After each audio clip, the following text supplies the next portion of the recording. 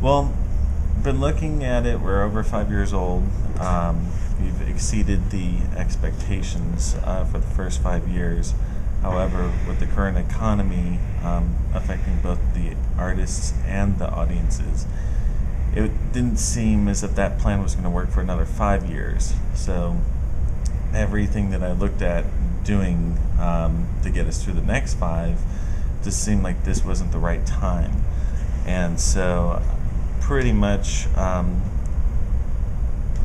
as opposed to just completely quitting, we're just putting a lot of the stuff in storage, and maybe there'll be a time in another space in the future where we may be able to keep things going. For the groups that we've started out of here, they're mostly all continuing at other locations and venues, and then we'll go back to what we were doing before we had our own theater, doing a lot of shows around the nation, hopefully keeping the Fringe Festival going at other venues, and just looking to see what can work with this, with the new economic conditions.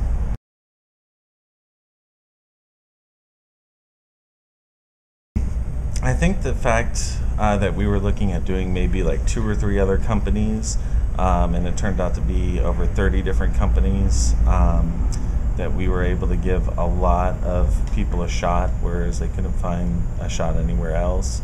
Some of my personal favorite highlights was being able to do simultaneous productions of Hamlet, Rosencrantz and Guildenstern are Dead between the two spaces, with the same cast. That was a really big thing about having two black box theaters back to back. We've created a lot of great companies that have come out of here, like Upstart Productions, when they did their Top Dog Underdog here. That was a fascinating production.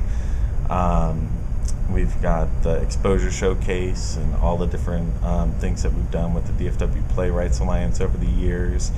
The first Cyberfest, which was our festival of new plays, where writers from all over the nation could Skype into the rehearsals, and then we were able to do the productions, the Skype live productions, but also allow people to interact back. So audiences down in Houston and Chicago, when they would laugh on their laptops or however they were logging in, that would come out into the theater. So it was actually interactive, as opposed to just doing like a webcast. And so I think that that might be some things that we see more of in the future.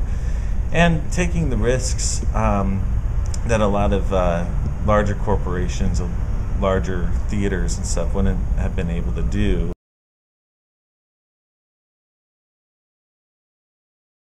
Shane Arts and all of the associated entities, the Comedy Killers, Seder, Commedia dell'arte, we all have things. One of the things about the hub is it was our base to develop these new shows, so that we can take them out, and we still do get lots of calls. Just got back last month from a national tour that took us as north as St. Louis and as south as UT Pan America, and there's we're looking to do a lot of new media things, some much more camera work, stories, kind of serials in that capacity, and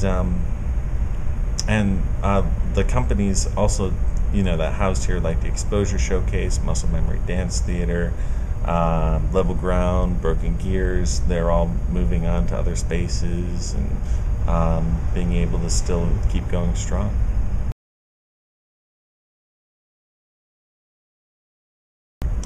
I'm sad that it's not able to continue.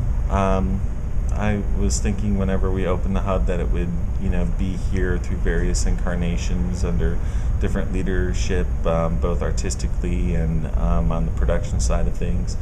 But at the same time, I've also come to a place where I know that we've explored our options and we've done everything that we could do. And this seems to be the smartest business decision, which is how we've been able to be around for so long. And so on that aspect, I'm okay with it. And I think that there's probably going to be something even bigger for all of us in the future.